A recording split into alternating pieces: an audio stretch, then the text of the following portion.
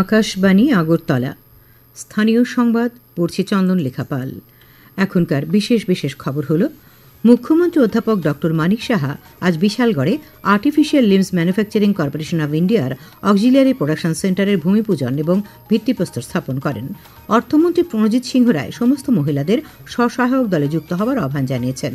প্রধানমন্ত্রী নরেন্দ্র মোদী বলেছেন যে বিশ্ব একবিংশ শতাব্দীর ভারতের দিকে অধীর আগ্রহে তাকিয়ে আছে। যুব বিষয়ক ও ক্রীড়া দপ্তরের উদ্যোগে আজ উদয়পুরে স্পোর্টস কমপ্লেক্স মাঠে উদয়পুর মহকুমা ভিত্তিক ক্রীড়া অন্বেষণ প্রতিযোগিতা অনুষ্ঠিত হয়। এবারে আসছি বিস্তারিত সংবাদে। মুখ্যমন্ত্রী অধ্যাপক ডক্টর মানিক সাহা আজ বিশালগড়ের পূর্ব লক্ষ্মীবিলে artificial limbs manufacturing corporation of India এলিমকোর অক্সিলিয়ারি প্রোডাকশন সেন্টার বা সহায়ক উৎপাদন কেন্দ্রের ভূমিপূজন করেন এবং ভিত্তিপ্রস্তর স্থাপন করেন। অনুষ্ঠানে তিনি বলেন, প্রতিবন্ধী ব্যক্তি এবং প্রবীণ নাগরিকদের ক্ষমতায়নের জন্য ত্রিপুরায় এলিমকোর এই সহায়ক উৎপাদন কেন্দ্র স্থাপনের উদ্যোগ রাজ্যের জন্য একটি মাইলফলক। এই উদ্যোগটি কেবল সহায়ক সরঞ্জামগুলির দ্রুত সরবরাহ নিশ্চিত করবে না, পাশাপাশি নতুন কর্মসংস্থানেরও সুযোগ তৈরি করবে। তিনি বলেন, প্রধানমন্ত্রী নরেন্দ্র মোদীর দিক নির্দেশনায় উত্তর পূর্বাঞ্চলের রাজ্যগুলি আজ উন্নয়নের শিখরে পৌঁছে যাচ্ছে। একের পর এক নতুন প্রকল্প পেয়ে এই অঞ্চলের রাজ্যগুলি উপকৃত হচ্ছে। বিশেষ করে মাননীয় প্রধানমন্ত্রীজিকে আমি ধন্যবাদ দিতে চাই এই কারণে যে উনি যেভাবে বলেন এবং তাই করেন। আমরা এই যে নর্থ ইস্ট জোনকে কিভাবে ডেভেলপ করা যায় অ্যাক্ট ইস্ট পলিসির মাধ্যমে আমরা দেখি।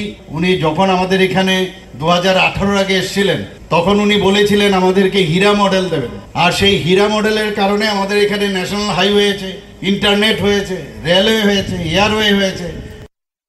অনুষ্ঠানে কেন্দ্রীয় সামাজিক ন্যায় বিচারক ক্ষমতায়ন প্রতিমন্ত্রী BL ভার্মা বলেছেন, প্রধানমন্ত্রীর নেতৃত্বে ভারত সরকার দিব্যাঙ্গদের জন্য সহজলভ্যতা এবং অন্তর্ভুক্তি বাড়াতে অঙ্গীকারবদ্ধ। ত্রিপুরা এলিমকো সহায়ক উৎপাদন কেন্দ্রটি মডেল কেন্দ্র হিসেবে প্রতিষ্ঠিত হবে। উত্তর পূর্বাঞ্চলের সুবিধাভোগীদের কাছে সহায়ক যন্ত্রপাতি পৌঁছানোর বিষয়টি নিশ্চিত করার ক্ষেত্রে এটি একটি অন্যতম পদক্ষেপ। जहाँ तक हमारे दिव्यांगजन भाई बहन हैं, मैं कहूँगा कि करोड़ों की तादाद में, लेकिन बहुत सारी स्कीमों के तहत उनके लिए केवल हम सहयोग करने का काम नहीं करते, हमारा मंत्रालय उनके सशक्तिकरण के लिए काम करता है। অনুষ্ঠানে যুব বিষয়ক ও ক্রীড়ামন্ত্রী টিঙ্কু রায় বলেন, রাজ্য সরকার দিব্যাঙ্গদের খেলাধুলো, পড়াশোনা সহ নানা ক্ষেত্রে সহায়তা করছে। রাজ্যের 8টি জেলাতে দিব্যাঙ্গদের ভাতা সহ নানা বৃত্তি প্রদান করা হচ্ছে। অনুষ্ঠানে পৌরোহিত্য করেন সাংসদ বিপ্লব কুমার দেব। তিনি বলেন, দিব্যাঙ্গরা যাতে তাদের প্রতিভার বিকাশ ঘটাতে পারেন সেই লক্ষ্যে কেন্দ্রীয় সরকার কাজ করে চলেছে। অনুষ্ঠানে স্বাগত ভাষণ দেন এলিমকোর CMD প্রবীণ কুমার। উপস্থিত ছিলেন সিপাহীজলা জেলা পরিষদের সভাধিপতি সুপ্রিয়া দাস দত্ত, বিধায়ক সুশান্ত দেব, কেন্দ্রীয় সরকারের সামাজিক ন্যায় ও ক্ষমতায়ন মন্ত্রকের উপসচিব AK পাণ্ডে। অনুষ্ঠানে 39 জন দিব্যাঙ্গের হাতে নানা সহায়ক সামগ্রী তুলে দেওয়া হয়। অর্থমন্ত্রী প্রণজিৎ সিংহ রায় সমস্ত মহিলাদের স্বসহায়ক দলে যুক্ত হওয়ার আহ্বান জানিয়েছেন। আজ আগরতলা টাউন হলে স্বসহায়ক দলের মহিলাদের সশক্তিকরণের লক্ষ্যে পাঞ্জাব ন্যাশনাল ব্যাংকের এগ্রি আউটরিচ অনুষ্ঠানের উদ্বোধন করে তিনি এই আহ্বান জানান। তিনি বলেন, মহিলাদের স্বরোজগার এবং সশক্তিকরণ ছাড়া দেশের সামগ্রিক উন্নয়ন সম্ভব নয়। এই লক্ষ্যে প্রধানমন্ত্রী মহিলাদের সশক্তিকরণে গুরুত্ব আরোপ করেছেন বলে তিনি উল্লেখ করেন। রাজ্যের স্বসহায়ক দলের কর্মকাণ্ড আজ আন্দোলনে পরিণত হয়েছে। কেন্দ্রীয় সরকারের খাদ্য প্রক্রিয়াকরণ শিল্প মন্ত্রণালয়ের উদ্যোগে প্রধানমন্ত্রী ফরমেশন অব মাইক্রোফুড প্রসেসিং এন্টারপ্রাইজেস প্রকল্পে পাঞ্জাব ন্যাশনাল ব্যাংক এই অনুষ্ঠানের আয়োজন করে। অনুষ্ঠানে ব্যাংকের পক্ষ থেকে 35টি মহিলা স্বসহায়ক দলকে 2,30 লক্ষ টাকার চেক দেওয়া হয়। আজ দেশের 138টি স্থানে এইরূপ অনুষ্ঠানের আয়োজন করা হয়েছে। আজকের এই অনুষ্ঠানে বক্তব্য রাখেন পাঞ্জাব ন্যাশনাল ব্যাংকের MD এবং CEO অশোক চন্দ্রা, RBIর GM সুরেন্দ্র নিদার এবং নাবার্ডের GM অনিল S কোটমেরে। স্বাগত বক্তব্য রাখেন পাঞ্জাব ন্যাশনাল ব্যাংকের জোনাল ম্যানেজার চিত্তরঞ্জন পোস্ত। মুখ্যমন্ত্রী অধ্যাপক ডক্টর মানিক সাহা আজ আগরতলায় সদর মহকুমা শাসকের নতুন বহুতল ভবনের ভিত্তিপ্রস্তর স্থাপন করেন। তিনি বলেন, একই ছাদের তলায় সব প্রশাসনিক সুবিধা প্রদানের লক্ষ্যে আগরতলার গোর্খাবস্তিতে 14 তলা বিশিষ্ট অফিস বাড়ি নির্মাণের কাজ শুরু হয়েছে। সদর মহকুমা শাসকের নতুন ভবন নির্মাণে 17 কোটি টাকারও বেশি ব্যয় হবে। আগামী 2 বছরের মধ্যে এর নির্মাণ কাজ শেষ হবে। অনুষ্ঠানে বক্তব্য রাখেন রাজস্ব সচিব ব্রিজেশ পাণ্ডে, পশ্চিম জেলার জেলাশাসক ডক্টর বিশাল কুমার, অতিরিক্ত জেলাশাসক সজল বিশ্বাস।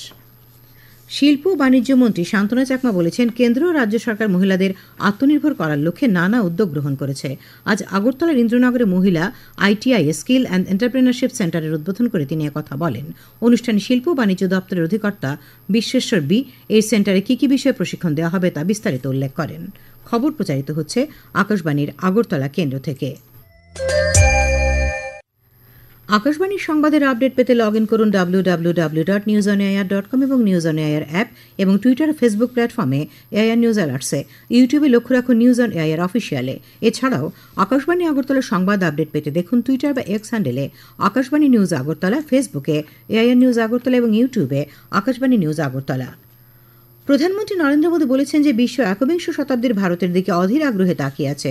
আজ নতুন দিল্লির ভারত মণ্ডপমে এনএক্সটি কনক্লেভ 2025-এ ভাষণ দিতে গিয়ে তিনি বলেন, বিশ্বজুড়ে মানুষ এই দেশটিকে জানতে ভারতে আসতে চায়। তিনি বলেন, প্রয়াগরাজে সদ্য সমাপ্ত ঐক্যের সঙ্গমস্থল মহাকুম্ভ সমগ্র বিশ্বকে অবাক করে দিয়েছে যে কিভাবে কোটি কোটি মানুষ নদীর তীরে অবস্থিত একটি অস্থায়ী শহরে পবিত্র স্নান করেছেন। প্রধানমন্ত্রী বলেন যে তিনি জাতির সামনে ভোকাল ফর লোকাল এবং লোকাল ফর গ্লোবালের দৃষ্টিভঙ্গি তুলে ধরেছিলেন এবং আজ এই দৃষ্টিভঙ্গি বাস্তবে পরিণত হচ্ছে। তিনি বলেন, এখন আয়ুষ পণ্য এবং যোগ স্থানীয় থেকে বিশ্বব্যাপী হয়ে উঠেছে। তিনি উল্লেখ করেন যে দেশ আগে যেসব পণ্য আমদানি করত এখন তা স্থানীয়ভাবে উৎপাদন করা হচ্ছে এবং ভারত সেই পণ্যের রপ্তানি কেন্দ্র হিসেবে আবির্ভূত হচ্ছে। তিনি বলেন, একসময় স্থানীয় বাজারে সীমাবদ্ধ থাকা কৃষকরা এখন তাদের ফসল বিশ্ববাজারে পৌঁছতে দেখছেন। मुझे खुशी है कि आज जब भारत के अनेक ब्रांड ग्लोबल हो रहे हैं तो भारत का मीडिया भी ग्लोबल हो रहा है, इसी ग्लोबल अपॉर्चुनिटी को समझ रहा है। साथियों, दशकों तक दुनिया भारत को अपना बैक ऑफिस कहती थी, लेकिन आज Bharat new factory of the world बन रहा है। हम सिर्फ वर्कफोर्स नहीं, वर्ल्ड फोर्स बन रहे हैं। প্রধানমন্ত্রী নির্ধারিত লক্ষ্য অর্জনের জন্য ন্যূনতম সরকার সর্বাধিক শাসনের মন্ত্রকে কৃতিত্ব দেন। তিনি বলেন, ভারত অসীম উদ্ভাবনের ভূমিতে পরিণত হচ্ছে। জাতীয় শিক্ষানীতি 2020 সম্পর্কে প্রধানমন্ত্রী বলেন যে ভারতের যুব সমাজ আমাদের সর্বোচ্চ অগ্রাধিকার এবং জাতীয় শিক্ষানীতি শিক্ষার্থীদের পাঠ্যপুস্তকের বাইরে চিন্তা করার সুযোগ দিয়েছে।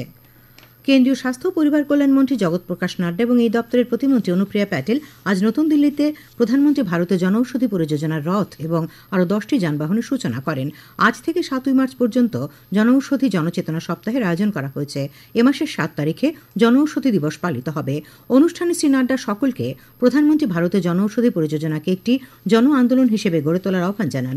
তিনি জনগণকে তাদের আত্মীয় স্বজন এবং বন্ধুবান্ধবদের সঙ্গে এটি নিয়ে আলোচনা করার আহ্বান জানান যাতে তারা এর সুবিধা পেতে পারেন। তিনি বলেন, কম দামে মানুষকে ওষুধ সরবরাহ করা সরকারের দায়িত্ব এবং সরকার এই দায়িত্ব পালন করেছে। শ্রীমতী প্যাটেল বলেন, 2014 সালের আগে দেশে জনঔষধি কেন্দ্র ছিল মাত্র 80টি, এখন দেশের বিভিন্ন স্থানে 15,000-এর বেশি কেন্দ্র রয়েছে। মন্ত্রী বলেন, জনঔষধি কেন্দ্রগুলিতে পাওয়া যায় এমন সাশ্রয়ী মূল্যের ওষুধ সম্পর্কে আরও বেশি সংখ্যক মানুষের জানা উচিত এবং সুবিধা নেওয়া উচিত। তিনি বলেন, মানসম্পন্ন স্বাস্থ্যসেবা সরকারের অগ্রাধিকার এবং জনঔষধি এই লক্ষ্যে একটি গুরুত্বপূর্ণ পদক্ষেপ। এসইউসিআই দলের পক্ষ থেকে এক প্রতিনিধি দল আজ আগরতলায় পুর নিগমের মেয়র দীপক মজুমদারের সঙ্গে সাক্ষাৎ করে একটি স্মারকলিপি পেশ করেন। সম্প্রতি লেক চৌমুহনী বাজার এলাকা থেকে যে সমস্ত ব্যবসায়ীদের উচ্ছেদ করা হয়েছে তাদের ক্ষতিপূরণ এবং অবিলম্বে বিকল্প পুনর্বাসনের জন্য স্মারকলিপিতে দাবি জানানো হয়। খেলার খবর। যুব বিষয়ক ও ক্রীড়া দপ্তরের উদ্যোগে আজ উদয়পুরের স্পোর্টস কমপ্লেক্স মাঠে উদয়পুর মহকুমা ভিত্তিক ক্রীড়া অন্বেষণ প্রতিযোগিতা অনুষ্ঠিত হয়। এতে মহকুমার 4টি ব্লক ও উদয়পুর পৌর পরিষদের 520 জন খেলোয়াড় অংশ নেয়। উদ্বোধন করেন গোমতী জেলা পরিষদের সভাধিপতি দেবল দেবরায়। আগামী 5 মার্চ গোমতী স্পোর্টস কমপ্লেক্স মাঠে অনুষ্ঠিত হবে গোমতী জেলা ভিত্তিক ক্রীড়া অন্বেষণ প্রতিযোগিতা। এই আসরে 3 মহকুমা উদয়পুর, অমরপুর ও করবুক মহকুমা থেকে 104 জন করে মোট 416 জন খেলোয়াড় অংশগ্রহণ করবেন। টিসি পরিচালিত ঘরোয়া সুপার ডিভিশন লিগ ক্রিকেট প্রতিযোগিতায় ব্লাডমাউথ ক্লাব চ্যাম্পিয়নের লক্ষ্যে এগিয়ে রয়েছে। আজ আসরের মোট 3টি ম্যাচ হয়। এতে এমবিবি স্টেডিয়ামে ব্লাডমাউথ ক্লাব 6 উইকেটে জয়নগর ক্রিকেট ক্লাবকে হারিয়ে দেয়। এছাড়া নরসিংগড়ের টিআইটি মাঠে সংহতি ক্লাব 9 উইকেট ইউনাইটেড ফ্রেন্ডসকে এবং মেলাঘরের মাঠে স্ফুলিঙ্গ ক্লাব 6 উইকেটে হারবে ক্লাবকে পরাজিত করে। আসরের সবকটি ম্যাচে হেরে ইউনাইটেড ফ্রেন্ডসের অবনমন চূড়ান্ত হয়েছে।